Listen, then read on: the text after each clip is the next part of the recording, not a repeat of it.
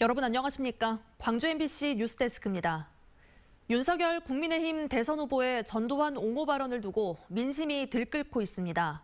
정치권에서도 여야를 막론하고 비판이 이어졌는데요. 5월 단체는 윤 후보가 또다시 상처를 줬다며 당 차원의 재발 방지책 마련을 촉구했습니다.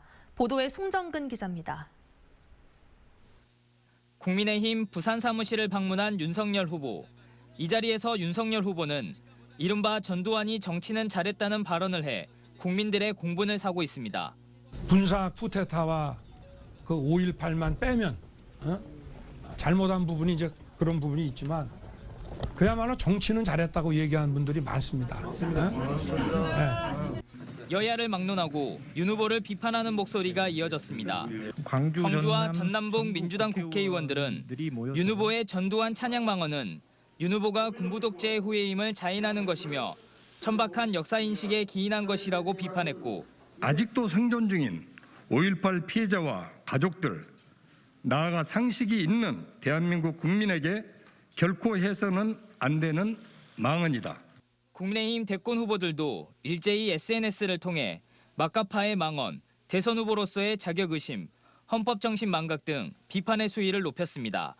특히 이준석 대표는 호남 주민들에 대한 사과 등 조속한 조처가 필요하다고 밝혔습니다. 진보당은 살인마 전두환을 고난의 임이라는 측면에서 배울 점이 있다고 표현한 윤 후보의 사고방식은 어처구니 없다고 말했습니다. 민주주의를 지키기에 쓰러져간 5월 영령을 모독한 것이고 아픈 현대사를 기억하고 있는 국민들을 모독한 것이다. 피해 당사자인 5월 단체들의 분노는 말할 것도 없습니다. 5월 단체는 윤석열 후보의 발언은 아물지 않은 피해자들의 상처에 소금을 뿌린 격이고 그동안 국민의힘이 호남을 찾아와 했던 사죄의 진정성을 보여주려면 당 차원에서 재발 방지책을 마련해야 한다고 촉구했습니다. 진정성 있는 정치 세력이라고 한다면 5.18에 대해서는 단호한 조치를 취해야 된다. 5.18의 왜곡과 망언 또는 허위사실 유포, 폄훼 등등에 대해서는 윤 후보는 각계각층의 비판이 이어지고 있지만 자신의 발언에 대해 사과는 하지 않았습니다. 대신 SNS를 통해 자신의 발언은 인재를 적재적소에 기용해 제 역량을 발휘하도록 하겠다는 것이었다고 해명했습니다. MBC 뉴스 송정근입니다. 불평등 체제의 타파를 가치로 내건 민주노총 총파업 집회가 광주에서도 열렸습니다. 민주노총 광주본부는 오늘 광주시청 앞 도로에서 조합원 3천여 명이 참가한 가운데 총파업 대회를 열고 지난 5년간 우리 사회의 불평등과 불공정으로 인한 양극화가 더 커졌다고 비판하며 비정규직 철폐와 공공성 강화를 촉구했습니다. 집회가 끝난 뒤 조합원들은 더불어민주당 광주시당까지 행진에 나섰고 경찰과 방역당국도 막아서지 않아 우려했던 충돌은 빚어지지 않았습니다. 방역당국은 현행 거리두기 3단계에서는 49인까지만 집회 시위가 가능하다며 체증 등의 과정을 거쳐 고발하는 방안을 검토하고 있습니다. 초기 증상이 코로나19와 비슷한 파라인플루엔자 바이러스가 0세에서 5세 사이 영유아를 중심으로 유행하고 있습니다. 최근 급격히 추워진 날씨 탓에 면역력이 약한 영유아들이 주로 감염되고 있습니다. 양정은 기자가 취재했습니다. 목포의 한 병원입니다. 영유아들이 진료를 받기 위해 아침부터 길게 줄을 서 있습니다. 요즘 유행하는 호흡기 질환 파라인플루엔자 바이러스 치료를 받기 위해서입니다. 코로나19가 사그라들지 않고 있는 가운데 또 다른 바이러스까지 어린 자녀를 둔 부모들의 걱정이 커지고 있습니다. 코로나 바이러스 많이 걸리긴 하더라고요. 그래서 입원실도 없다고 걱정되고 하니까 마음도 무겁고 엄마들이 그런 것 같아요. 유치원이나 어린이집, 보육원 등도 유행처럼 번지는 질환에 비상이 걸렸습니다. 열이 전혀 없었는데 자고 일어나서 걸렸다든지. 이게 항상 장난감들 소독을 하지만은 수업은 락스 첨초 따로 하고 또 이렇게 일반 소독으로 또 다시 하고. 파라바이러스는 갑작스레 치솟는 발열과 구토, 인후통의 심한 기침까지 코로나19와 초기 증상이 비슷합니다. 기침이나 재채기 등 비말 전파를 통해 감염될 수 있고 면역력이 약한 0세에서 5세 사이 영유아들이 가장 취약합니다. 독감 등 다른 질병과 달리 예방주사도 없는 데다 영유아가 한 번 걸리게 되면 평균 5일은 입원을 하게 됩니다. 면역력이 떨어지기 쉬운 환절기에 갑작스럽게 찾아온 추운 날씨가 파라바이러스 유행의 원인입니다. 날씨가 이 가을 날씨 같지 않게 굉장히 후덥지근하고 온도가 높고 비가 많이 왔잖아요. 그러다 갑자기 지금 기온이 급강하했거든요. 그때 이 바이러스가 증식이 일어난 겁니다. 보건당국은 기침과 인후통이 발생할 경우 다른 사람들과 접촉을 피하고 병원에서 신속하게 진료를 받을 것을 당부했습니다.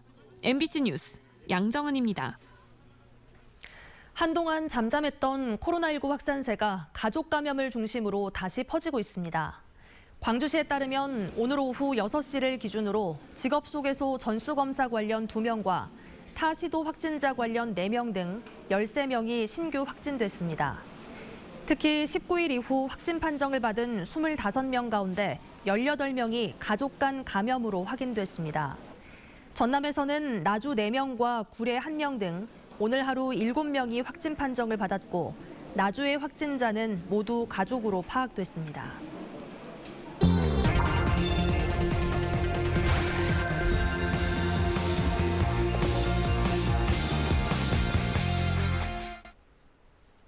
코로나19 확산 속에 공연과 축제가 축소되면서 문화생활을 즐기지 못해 답답한 분들 많으실 텐데요. 실제로 문화계에 어떤 변화가 있었고 또 누가 문화 소외를 겪고 있는지 알아보겠습니다. 코로나 전후 변화들을 빅데이터 속에서 살펴보는 특별기획 빅데이터는 알고 있다. 오늘 주제는 코로나19와 문화 소외입니다. 우종훈 기자의 보도입니다. 어서 와. 방방코는 처음이지? 공연장이 아닌 온라인 스트리밍으로 전 세계 220여만 명의 팬이 관람한 방방콘. 코로나19로 공연 예술계가 위축된 상황에서 방탄소년단의 온라인 콘서트는 오히려 더 많은 팬이 참여할 수 있고 실시간 댓글로 소통까지 할 수 있다는 새로운 가능성을 제시했습니다.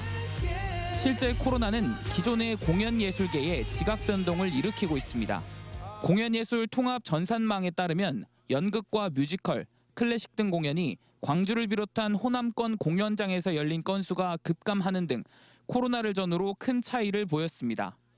또 광주 전남 지역의 주요 관광객 유치 수단이었던 축제들도 대부분 자체 취소되기도 했습니다. 뉴스와 SNS 빅데이터를 분석한 결과도 이 흐름과 같았습니다. 코로나 이전과 이후 문화 소외와 관련한 9만 7천여 건의 뉴스 기사와 160여 건의 SNS 게시물을 분석했더니 온라인과 디지털 등 비대면 문화 확산에 관심을 나타내는 단어의 출연 건수는 증가한 반면 행사와 축제, 개최 등의 단어 출연 건수로는 대면 방식을 통한 문화체험 관심도가 감소한 것을 확인할 수 있습니다. 축제 공연 문화가 온라인의 장으로 이동하는 추세에서 문화 소비는 어떻게 이루어지고 있을까? 문화 소비에 있어 관심이 필요한 저소득층과 노인, 장애인 등 문화 소외계층을 의미하는 단어의 출연 빈도는 코로나 이후 71%가 감소했습니다. 또 문화 소외계층과 연관 있는 지원과 교육의 키워드 역시 줄어들었습니다. 한편 시민들의 직접적 생각을 알 수 있는 SNS에서는 참여와 활동이라는 단어가 감소한 반면 기술과 어려움이라는 단어의 빈도가 높아진 걸로 나타났습니다. 특히 SNS에서는 MZ세대로 일컬어지는 젊은 세대와 노인 세대 간 디지털 격차에 대한 우려와 관심을 촉구하는 의견이 많았습니다. 전문가들은 기존의 개념과 다른 기술 격차로 인한 문화 소외가 코로나 이후 새로 등장했다며 기술 격차를 줄이려면 공급자에게는 장비와 공간을 지원하고 소비자에게는 접근성을 높일 방안을 마련해야 한다고 지적합니다. 기술이 담보되느냐 안 되느냐에 따라서 콘텐츠 질이 굉장히 좀 달라집니다. 그렇기 때문에 자칫 그 비대면 시대에 또 다른 문화예술계의 양극화 현상이 일어날 수가 있는 거죠. 코로나로 문화예술의 공간이 온라인으로 변화해가는 흐름 속에서 위기를 기회로 만들기 위한 정책의 변화가 필요한 시점입니다. MBC 뉴스 우종훈입니다. 쌀 자급률이 감소하고 정부 비축 국산쌀 재고도 역대 최저 수준인 것으로 드러났습니다. 국회 서삼석 의원에 따르면 지난 2015년 101%였던 쌀 자급률은 지난해 92.8%로 8.2%포인트 감소했고 지난 9월 말 기준 국산 쌀 재고는 15만 톤으로 2017년의 9분의 1 수준으로 떨어졌습니다. 서삼석 의원은 정부의 선제적인 시장 격리 방침 발표와 지속적인 쌀 수매 비축 물량 확대를 촉구했습니다. 순수 우리 기술로 만들어진 우주 발사체 누리호의 발사 실험이 하루 앞으로 다가왔습니다. 내일 발사에 성공한다면 우리나라는 1톤이 넘는 실용급 위성을 우주에 보낼 수 있는 전 세계 7개국 반열에 오릅니다. 보도에 강서영 기자입니다. 발사를 하루 앞둔 오늘 높이 47m, 폭 3m의 누리호가 모습을 드러냅니다. 특수 차량에 실려 발사대로 이송된 누리호가 천천히 하늘을 향해 일어섭니다. 오늘 무사히 기립을 완료한 누리호는 전자장비와 연료 주입 밸브 등 설비 정비도 성공적으로 마쳤습니다. 내일 설비를 재점검한 뒤 이상이 없는 것으로 확인되면 바람 등 날씨를 고려해 3시에서 7시 사이 정확한 발사 시간이 확정됩니다. 발사 시간 전후로는 나로우주센터 반경 최소 3km에서 최대 95km까지 육상과 해상, 공역의 출입이 통제됩니다. 위성을 올릴 수 있는 발사체로서의 기능을 갖고 있는지, 소위 여러 가지 기술적인 단계들이 제대로 이루어졌는지, 내일은 어떻게 보면 이제 비행 시험의 한 과정, 마지막 단계라고 보고. 지상 600에서 800km 궤도에 위성을 쏘아 올릴 수 있는 로켓을 개발하기 위해 2010년부터 약 2조 원이 투입된 누리호 프로젝트. 러시아 기술의 도움을 받았던 나로호와 달리 순수 우리 기술로 이루어졌다는 데 의미가 큽니다. 누리호 발사가 성공하면 우리나라는 미국과 러시아 등에 이어 독자적으로 발사체를 우주로 보낼 수 있는 세계 7번째 국가가 됩니다. 최선을 다한 만큼 좋은 결과가 있을 것으로 기대를 합니다. 진인사 대천명이라고 할까요? 하여튼 하늘의 뜻을 기다리고 있겠습니다. 누리호는 발사 후 16분 이내에 우주 저궤도에 인공위성 모형을 올려놓게 되며 성공 여부는 발사 30분 안에 판가름 날 예정입니다. MBC 뉴스 강서영입니다. 배송 차량의 노선 문제로 갈등을 빚어온 SPC 운송기사들이 사측과 합의하면서 47일 만에 파업을 중단하기로 했습니다. 민주노총에 따르면 화물연대 광주지역본부 SPC 지회는 노조 파업에 따른 계약 해지 철회와 사측이 손해배상을 청구하지 않도록 하는 내용의 합의안을 도출하고 추가 논의를 마치는 오는 25일까지 업무에 복귀하기로 했습니다. 노조 측은 지난달 3일 배송 차량이 신규로 투입된 것을 계기로 운행 방식과 배차 등을 조정하려 했지만 사측과 협상이 이루어지지 않자 파업에 돌입했습니다.